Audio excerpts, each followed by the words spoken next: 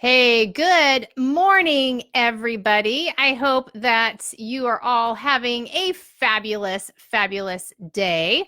So I'm just setting up my screen still. I apologize. So today we are talking about toxic or confused. Toxic or confused. It's really interesting. I had some client sessions this week, and it seemed like the common theme was just workplace, everything that you're going to run into. And a lot of times, and this is such a word that we hear anymore, is toxic. It's a toxic culture. It's a toxic culture. And actually, reading through some of the reports that Gallup comes out with, I really love what they say, because is it truly toxic? It could be. Or is it a confused culture? So this week, I was speaking to one of my clients. And she was in a position where she had a boss above her, and then there was their boss. Well, unfortunately, her boss wasn't fulfilling his duties. So their boss asked her to step in and have a conversation. Kind of a sticky situation. So there was all kinds of different office drama that was going on. But ultimately, what it came out with, she and I talked about how is she going to have this conversation with this person?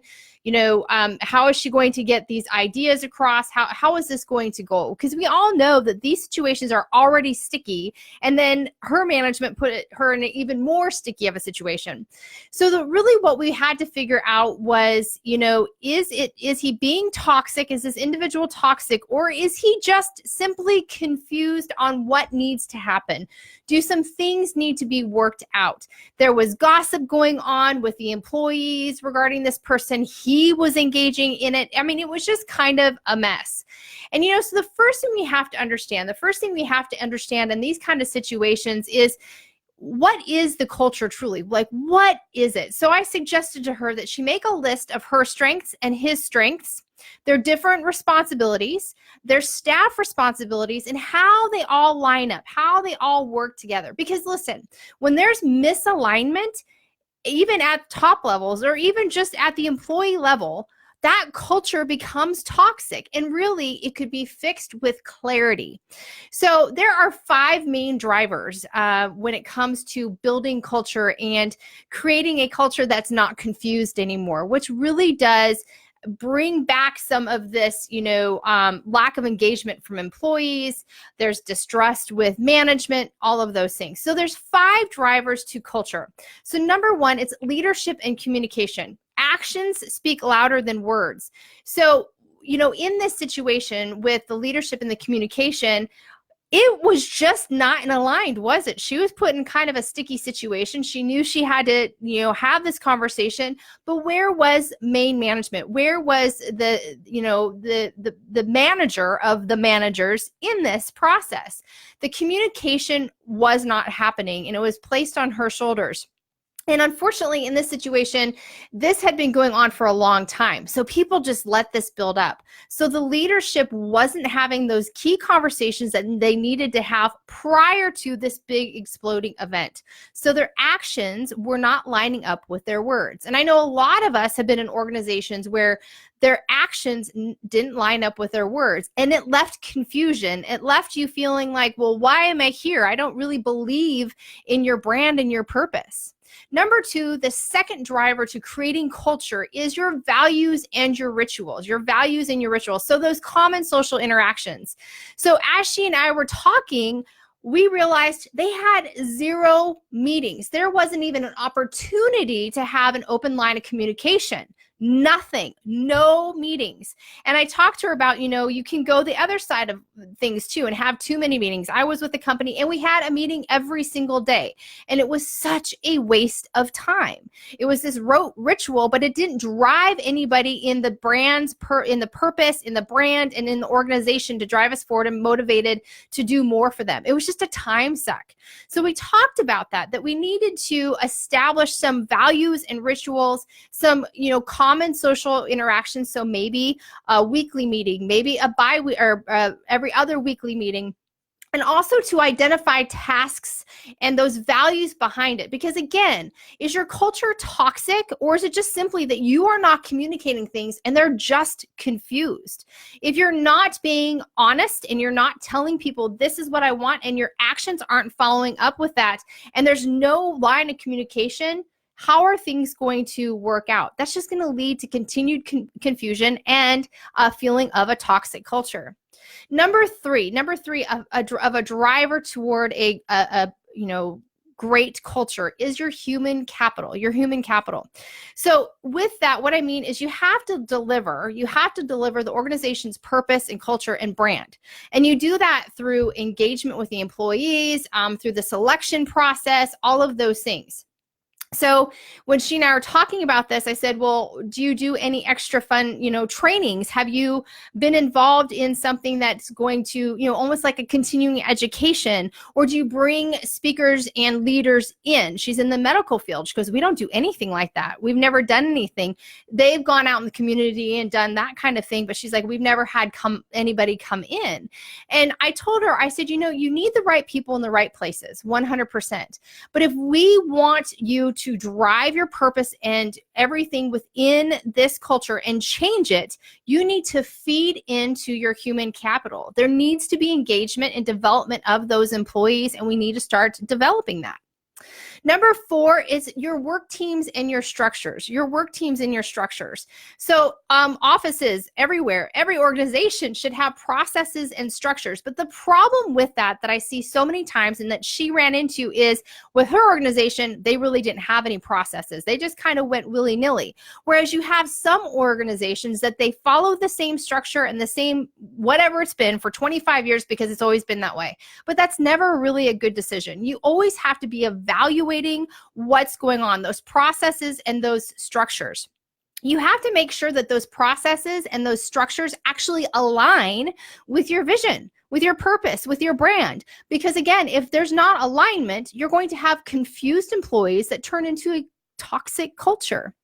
So for example, everything that she was going through, there was a structure that there was no gossip. That was not allowed. But unfortunately, this manager that she had to speak with was gossiping based on employees to her.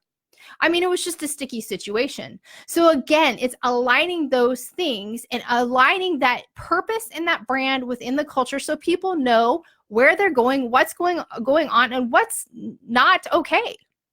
Lastly is performance. It is so important. I mean, there's so much research on behavior recognition, some sort of recognition. Everybody loves to be recognized. And again, her and I having this conversation about our culture, there was nothing there. Nothing. And this isn't just your employee performance review because they know it's coming. That's not really necessarily what I'm talking about, but that is, having those situations where, hey, you did a great job on this. We want to celebrate you today. Can I take you to lunch? Or having something in the employee lounge, something to celebrate performance. And it doesn't have to be during those employee surveys. Research shows recognition matters more when people don't know it's coming. In fact, it's funny because there's a book I read. It was called Giftology. Fabulous book. And his biggest thing in there was when you're gifting to any organization, don't do it just because you've always done it the way you've always done it, at a time that they're always going to expect it. You do it at a time that they don't expect it, and that is always going to stay with them. If you are going to, recognize their behavior and their performance at odd and end times, that's going to drive your culture, your brand, and your performance. So this is what she did. And this might be a longer less than 10 talk today. We said, okay, how do things actually look within her culture right now? We had to take a hard look at, is it toxic or confused? And there was kind of both. Now, we also had to ask ourselves, are the leaders in the right positions? So before I had asked her, what are your strengths? What are his strengths? And the funny thing is her strengths were his weaknesses. His weaknesses were her strengths. And I said to her, would you be able to rewrite your position's responsibilities and swap them out? So you are using your strengths within what you should be doing, as is he. And she said, oh, yes, I'm sure I could do that. So the second thing we said is, okay, what is the desired outcome of the culture and the values? And what is that? What does that look like? Let's define that. And then let's talk about what it actually is. Where's the misalignment? There's always going to be a gap between what management and leadership says are their values, their beliefs, their purpose, their brand, and what's actually being played out. You have to bridge that gap. You have to bridge that gap. Then you need the right person, the right place, and the right priorities, right? Everybody has to be aligned from the bottom up. Everybody has to be aligned. And if that means you're doing a little reorganization, it's going to save you time and money. You're going to keep your employees engaged and motivated. You're going to have less turnover if you take the time and put in the hard work to realign and create a culture of enjoyment and success, no longer confusion and toxic. And of course, you have to have ongoing evaluation and communication. So, are you in a toxic culture or a confused culture? So, what's your part in that? Ask yourself these things. Ask yourself, am I really working on those 5 drivers of communication, or am I saying that I'm working on those 5 drivers of communication? Who do I need to work with? Where is that gap that I need to bridge? I need to recognize the right people in the right situations and say, hey, good job. This is where I want you at. This is your strength and you're killing it over here. We're going to give this project to somebody else. You can create a fabulous culture within your organization. It doesn't have to be called toxic anymore. And I think so many times it's because it's confused. People from the bottom up are not seeing your brand, your purpose, and your vision. They're just hearing it. So there's things that we can do to align ourselves and make it a fabulous culture. So ask yourself, toxic or confused, and what can you do? So thanks so much for joining me today, everybody. I am Piper Harris. This is a Lesson 10 Talk with Sneakered Life Coaching, where I work with individuals and organizations, to create a life that drives, empowers, excites, and motivates. If you have any questions regarding myself and any of the services that I provide, I would love to talk to you. Head on over to piperharris.net or send me a message on here. So thanks, everybody, for following me today for a Lesson 10 Talk. Is it toxic or is it confused? I would love to hear from you down below. Have a great day, and I'll talk to you all soon.